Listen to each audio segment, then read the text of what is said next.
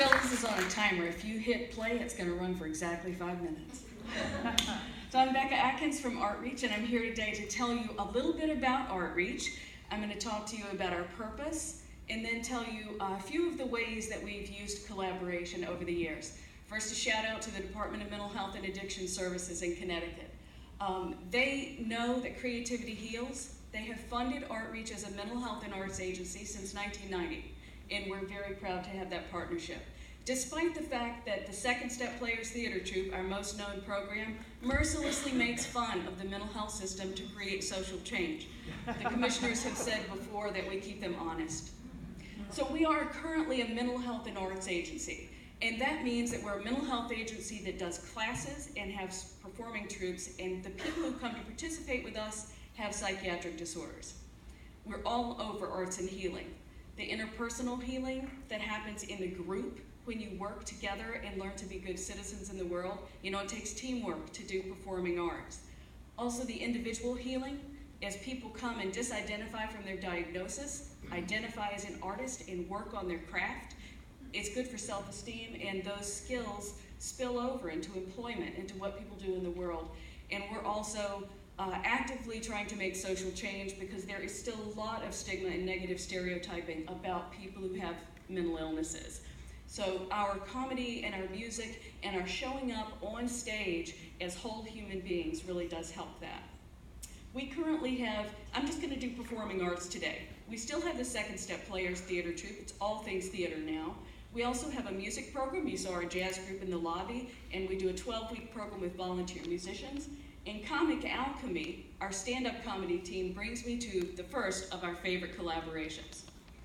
So we had to raise the bar on our writers because we were used to sketch comedy. So we hired this guy from Canada, David Grenier, who's in Vancouver, to teach us on Skype. That's a great collaboration. So he taught our program members to mine their mental health histories and transmute their pain into comic gold. Now we have a whole team of stand-up comics trained by David who made their own material, who tour and do public performances at schools and at libraries and at conferences to educate about their personal experience. You get to meet people, you really learn. This is one of the theaters that the comics performed in. I love this collaboration too. It's leading into one with CT Improv from Hartford, and this is in their theater. The CT Improv troupe came down, and the collaboration worked like this. Their improv teachers taught classes with our folks, and together we did a performance for Mental Health Connecticut. So we had the 3 agencies together for their Art of Wellbeing conference. They taught games that were suitable for performance on the spot, and improv is scary, folks. But our program members with mental health issues performed with CT, and our jazz band got to play at that same gig, which was really nice. Now our music program consists of the jazz group that you saw out there, and a 12-week program that involves 2 house bands with fantastic artists, musicians from the community who come and support our program members to develop songs that they want to perform in public.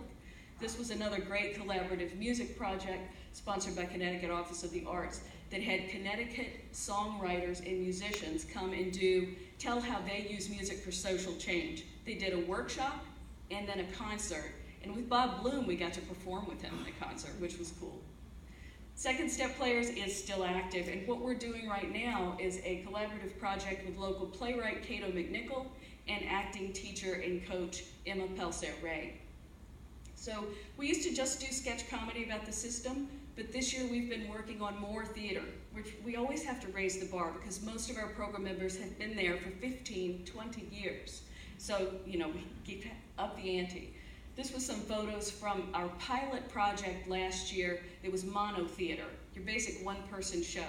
Some were comedies, some were dramatic pieces. We are hoping to fully stand up those shows if we get funding. We want you, artists, other agencies, to come and play with us. So if any of this sparks an idea for a collaboration, please do it, or come and be a guest on our podcast, because creativity heals. This is brand new, but we'd love to have you as a guest on our podcast. Thanks for your time.